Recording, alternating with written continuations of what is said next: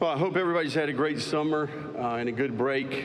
My wife, Allie, and I just finished up our annual trip. We go and celebrate our anniversary, 17 years. I actually knew her for 8 years before that, so 25 total.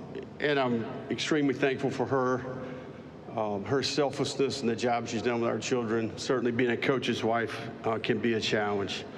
It's good to be here in Atlanta. I grew up a little bit north of here. My dad was a high school coach in Chatsworth, Georgia, and Dad's teams, when they would get eliminated from the playoffs, we used to get in the car every Friday growing up and go watch a playoff game in this state. I can still remember getting in that pickup. I'd be in the middle seat. One of my dad's coaches would be in the passenger seat, and we would go around, but never failed. Every year we would drive south on 75, and we would watch the semifinals in the old Georgia Dome. I'm riding through Atlanta today. Used to stop at the Varsity and get something to eat on the way. I can remember sitting up in the upper deck with all those high school coaches watching high school football in this state. It's good to be at SEC Media Day. We're 45 days away from the opener. Football is right around the corner. Everybody's undefeated, and there's a lot of potential to talk about. And it's a blessing for me to be here today to represent our football team. Really special group of players, our staff and our organization from top to bottom. The University of Florida is a very special place. It's arguably the top public school in the entire country. Incredible network of people. We're approaching 500,000 living alumni, and we have an elite education to offer. And we pair that elite education with a championship culture in our athletic department. 49 national championships, 269 SEC titles. And I would tell you, this spring was one of my all-time great sport experiences, going to the Final Four. If you haven't been, you need to go. I had the privilege of taking my two sons to San Antonio to be in the Alamo Dome, to watch Coach Golden and his team compete and win the national championship, to just be a fan, to rub elbows with Gator Nation. Our fans, their passion is second to none. It was an incredible experience. You think about how this place has affected so many people, the tradition, the history. There's so much pride that comes with that. Whether you're alumni or you grew up a Gator, that's something I'll never forget. I'm extremely thankful for Scott Strickland, our athletic director. His leadership, his discernment. I think he's a forward thinker, and he's done a great job of providing a vision for our athletic department and putting our sports teams in position to win championships. How do you sum up the SEC? And I think for me, as a competitor, you want to play against the best, the very best. And there's an old saying, to be the best, you got to beat the best. And I think we get that opportunity competing in this league. I think about this league, I think about the history, the tradition, the venues, going on the road to play in this league, the rivalries, the great players and great coaches, the level of investment by the administrations, the depth that's required to play week in and week out in this league. I think the personnel is different in this league. I think there's diversity of scheme. And don't forget about the recruiting gauntlet that we go through in this league. This Netflix documentary is called Any Given Saturday for a reason, and you got to be ready to go every week. For the third straight year, it's the most watched conference in college football. 19 years in a row, the most draft picks in the NFL draft. This past draft had 79 draft picks, which shattered the record of 65, which was a previous record for the SEC. I think our league has great leadership. I'm very thankful for Greg Sankey. I can't compliment him enough what he's done for our league, but more importantly, the work that he's doing for college football. and really the game of football in general. I think he stepped up in a very pivotal moment for college athletics. And this is a tough job in a very demanding time. So I'm thankful for the job he's done. We also have a great group in Birmingham at the SEC office that contributes. There's a long list of folks behind the scenes. We're better because of their hard work, and I'm thankful for that. You know, I'm excited about the players that are here to represent our team today. Jake Slaughter is here. Jake is an All-American and an All-SEC player. He was voted team captain by his teammates last year, and he very much lives it out. You know, he's a guy that sets the tone every day. He's a pace setter, and he's a great football player, but he's an even better person and leader. He's got his degree in agricultural education and communication. He's an SEC Honor Roll member every year. Defensive lineman Caleb Banks is here from Detroit, Michigan. I would say he's one of the best defensive linemen in the country. Really played dynamic football down the stretch for us at the end of the year.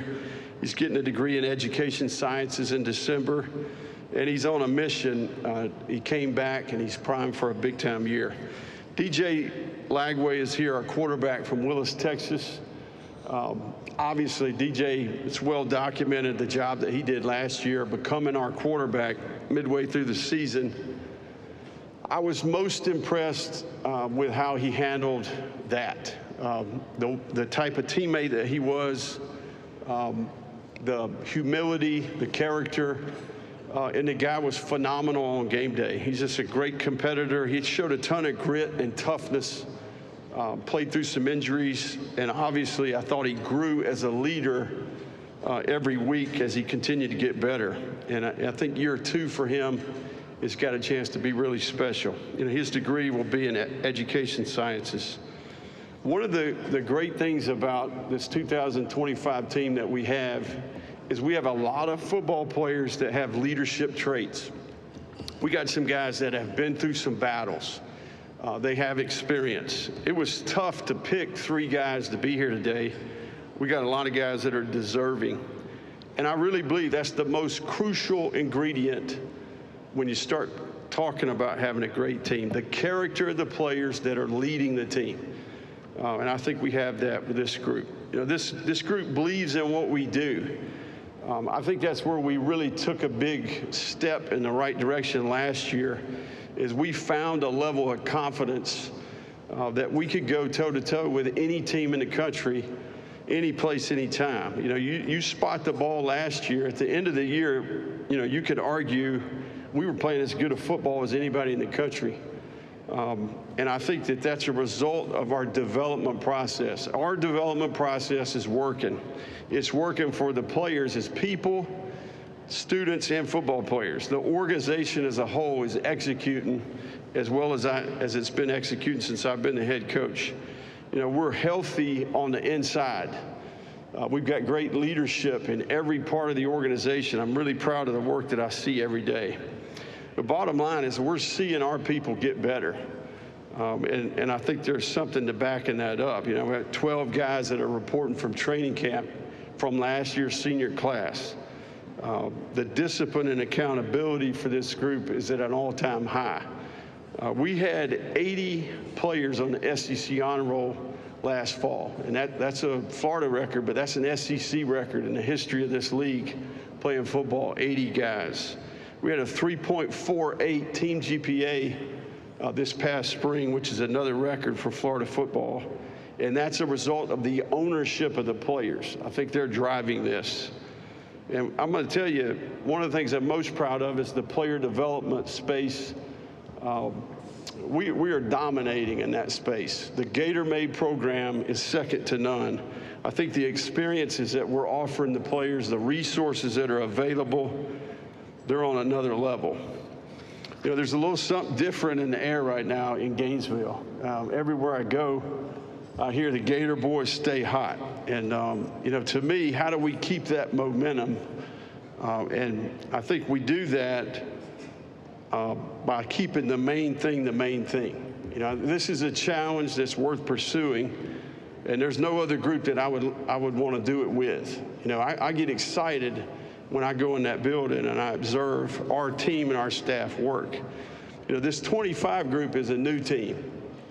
You know, there's new roles, there's a new set of challenges, and I think it's important that we stay the course. We need to continue to teach values. We need to continue to prioritize education, and we've got to teach football at a high level. You know, we're going to be values-based. We're going to be purpose-driven. You know, I believe we have enough talent. You know, I think this team is going to be all about doing the things that require no talent, and we have to stay consumed with improvement. We got to keep getting better. You know, we plan our work and then we work our plan. You know, it's not about yesterday, it's not about tomorrow, it's about today, and we got to follow through. I respect this group and their commitment. They take action every day. They continue to stack days. The most important thing right now is that we finish this summer. You know, we need to try to create some momentum here as we get into training camp. The next 40 days are going to be critical. I think it's important that we focus on how we prepare. We got to continue to build the resiliency and the toughness of this team. We got to stay process-oriented, and we have to have the discipline to keep following through. And we got to be the best teammate that we can be. You know, I think if this group, if we're loyal to each other, all right, and we do the absolute best we can do for each other, we got a chance to have a really, really good football team that can put the ball down and play with any team in the country. I'm confident that our best is good enough to get it done. And I think this is a special group. Before we wrap it up here, I want to thank you for what you do. You know, I've been in football my whole life, and I believe in the game. I believe in what the game can teach.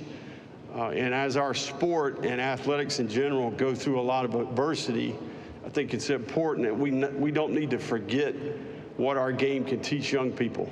And you guys tell that story. And I think it's important that we find some balance here in terms of what we write about. And you guys do a phenomenal job. Our game's as popular as it's ever been because of the pride that you take in your role. I'm thankful for the stories that you tell.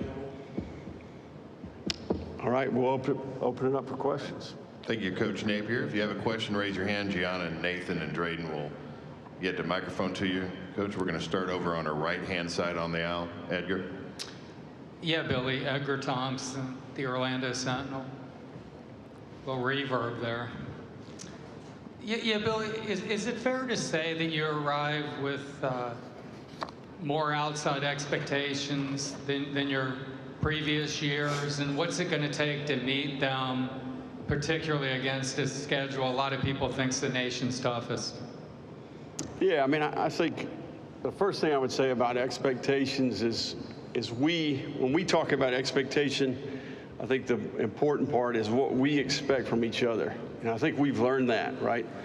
I think it's not only do you need to block out noise, but it's absolutely necessary that you do it, right? So I think we got to have high expectations for each other. We see each other every day, right? I think this is player to player, it's coach to player, coach to coach, all parts of our organization. So that's where we spend our focus. I really believe that's when the magic happens, right? Is when, you know, you look around that locker room and you trust the people. I think there's connection. There's a chemistry that's needed in this game. I think if you look at who's had success over the last couple of years, it's veteran teams that have really good connection. So when I think about expectations, I think about what we expect from each other. I also think that it's about execution. You talk about our schedule. You know, I firmly believe that that'll be earned in the fall. You know, so we can talk a lot about potential for the next 40 days, but we'll play the games in the fall. Coach, we'll go in the center aisle, just right about halfway. Hey, Coach. Emily Grace McWhorter from The Next Round. You mentioned the next 40 to 45 days between now and the start of the season. What will be your biggest priority in continuing that foundation of resiliency that was built last season? Well, I think it's a new team. I think we've got, there's a group of young players on our team that we need to get ready. We're fortunate that we have a good core group of veteran players that understand what winning football looks like in this league.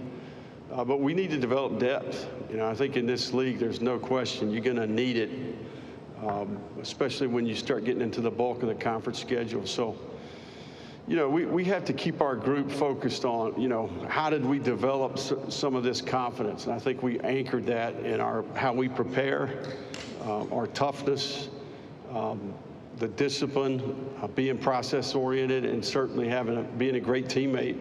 And I think training camp is critical in those areas. Coach, we're going to go over to our left-hand side, about 3/4 of the way back. Coach, Rick Behringer, Sports Visions. Got to know your brother Matt from LaGrange High School over the last couple of weeks. Talk about, for one, his progression, how amazing job he's done, and talk about your relationship with high school coaches, how important that is in growing the brand. Yeah, no, I've got 2 brothers that are coaches, and you know, we're all a result of watching our dad growing up. You know, I just happen to be coaching college football. I think we love the game, you know, and I think we get a chance to get together each year around the 4th of July, and it's awesome to hear from them about, you know, their teams, you know, their off season, what they're trying to do, you know, what challenges that they have. But I think I'm proud of Matt, because I think the program that he is running has not only been successful on the field, but I think he's doing things right off the field. So high school coaching is as important as it's ever been, in my opinion. I think there's tremendous opportunity at that level. And I really, again, what I said earlier, I mean that. I really believe in what our game can teach. I think it's different than any other sport. I think the synergy required, offense, defense, special teams. You know, even on our team, 50 players are playing every week. You know, we need 120 players to practice, that practice each week to help prepare the team. So I think high school is no different. Coach, we're going to stay in the same section about halfway back in the middle.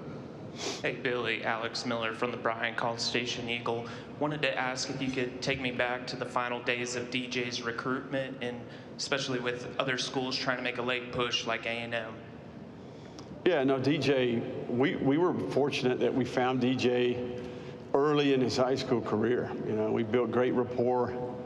DJ stayed the course, you know, and I think one of the things that's unique about our team is that we recruited each one of these groups with the mantra of kind of like, you have to be up for the challenge, right, in terms of what we're trying to take on here. So DJ was no different in that regard. And I think his mentality towards recruitment, the consistency in his attitude and approach, he never wavered, obviously in a little bit of a difficult time as well. So DJ's got great parents. I think he's got a great foundation in terms of the values. You know, I think he's a great teammate. So he was phenomenal throughout that entire process, and he certainly made a difference in our team. Coach, we're going to go over here to our right-hand side. Hey, Bill.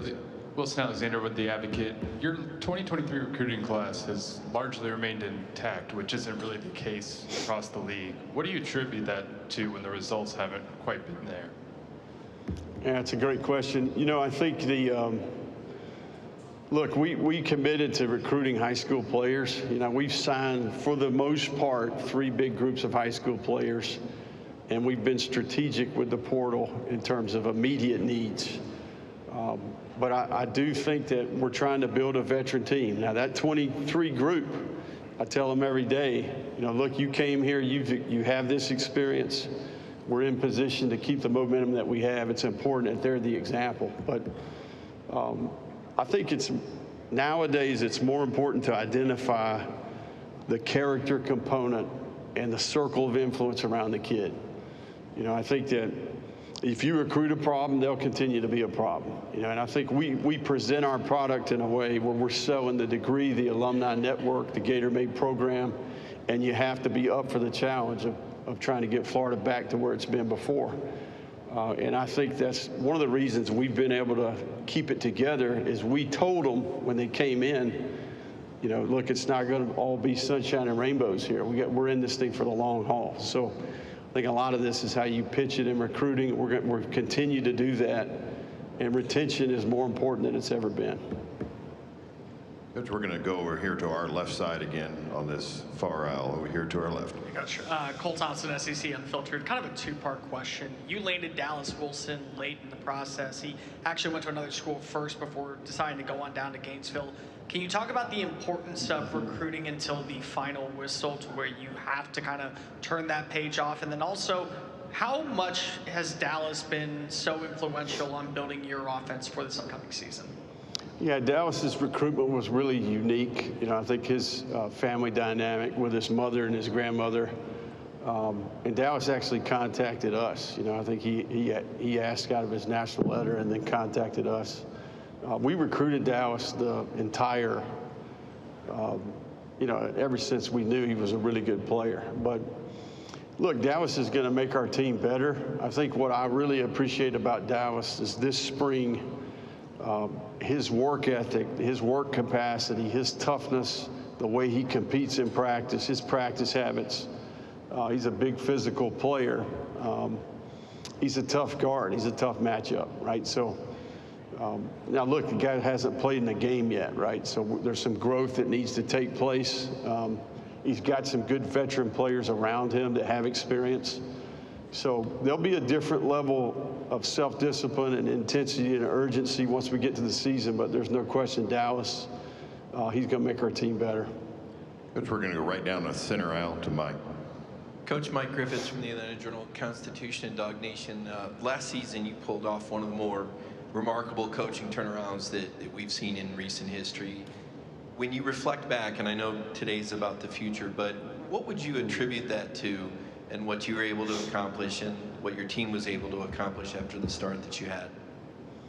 Yeah, I've been asked that question quite a bit. Look, I think we had a quality group of kids.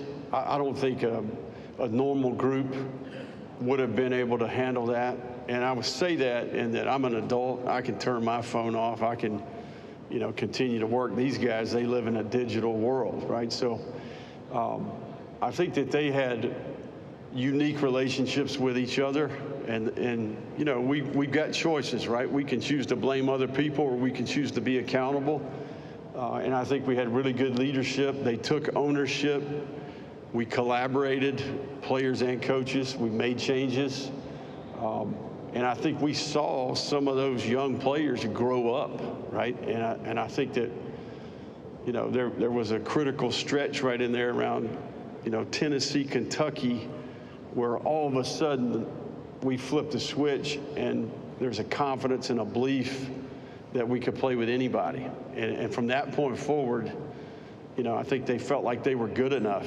And it was about just going and executing and playing on game day. So the good thing for us is a huge majority of that group is back. And we've added some more really good young players to the mix. We have time for a few more. We'll start right in front of me, second row. Kirk. Kirk Bowles from the Houston Chronicle. Billy, now that revenue sharing is upon us, I was curious how you go about allocating salaries, if you will, you know, per person or per quarterback room and so on. How big a commitment is that, and do you mess with that during the football season itself? Yeah.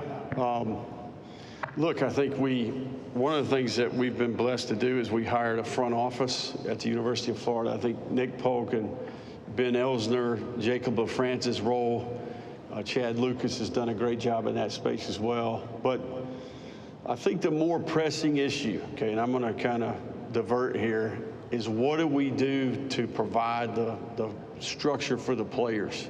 I think one of the things that we got to make sure we don't overlook, and we're really taking pride in, is we got to teach our young men fiscal responsibility. We have to teach financial literacy, budgeting, tax strategy, long-term planning. You know, and I think that, I don't know about you guys, but I messed all that stuff up when I was young, right? So this is these guys' first job, and I think we've got to create a structure in a place where we can give them guidance. And I think that I think it's a huge issue that not many people are talking about. I mean, we got a generation of athletes in college sport, and where are they going to be? We look up 5-10 years from now. Did they, make good decisions? Did they create stability for themselves long term and take advantage of the opportunity, right? Because not all of these guys are going to the National Football League. So I do think that it's professionalized the game to some degree. Everybody want to use the word salary cap. I think right now it's more of a cash budget, to be quite honest. But I don't want to take away from the fact that I do think that it's important that we have to continue to fight the fight here and find some common ground and create some guidelines and get some direction that we all can kind of abide by the same set of rules. We have time for 2 finals. We'll start in the back over here to our left, Coach. Yeah, Kevin Brockway, Gainesville Sun. Billy, where is DJ in terms of throwing the ball in OTAs, and is he making all the throws you feel like he's going to need to make in a game situation? Yeah, no, DJ has continued. We throw the quarterback 3 times a week. He's continued to do that. He actually got a good session in this morning before he came here. So, yeah, we feel confident in terms of him being ready to go. We'll take one final question. All right, that was your question. All right, we've got one in the back. If we can get a microphone in the back, we'll take one final question in the rear of the room. Yeah, Coach Rob Brown, SEC Sideline Sports Network and the Buddy Martin Show. What did you see early on in DJ Lagway, and how much does he help you in recruiting and avoiding logo fever when you look at that schedule? Yeah, DJ is look, I think what's impressed me with DJ is how he has handled success. We knew DJ before he dominated Texas high school football his senior year. He became the Gatorade National Player of the Year, right? So seeing the humility, seeing how he treated people, how he embraced his role in that community on that team, the steadiness. I think his parents obviously provided a great example there. But he did the same things last year as he started to kind of become have a bigger role on the team, right? So the other thing I would say is just the competitor on game day is really unique. I think his ability to block out all the external factors and really get consumed with leading the team, playing, winning football, executing, and we built around the guy. There's no question. Players want to play with DJ. We built his class around that, and certainly some of these guys that are in the rookie group were a part of that as well. BetOnline continues to be your #1 source for all your sports betting action. And with baseball in full swing and football season right around the corner, BetOnline has more ways to stay in on the action with the latest odds, news, and scores, even live in-game betting. From MLB, UFC to tennis and NFL futures, BetOnline remains your choice for sports wagering information. In between games, head over to the BetOnline Casino with all the top Vegas-style games, including poker and live casino. Head to the website today and take advantage of their industry-leading VIP program with level-up bonuses and weekly cash boosts. BetOnline. The game starts here.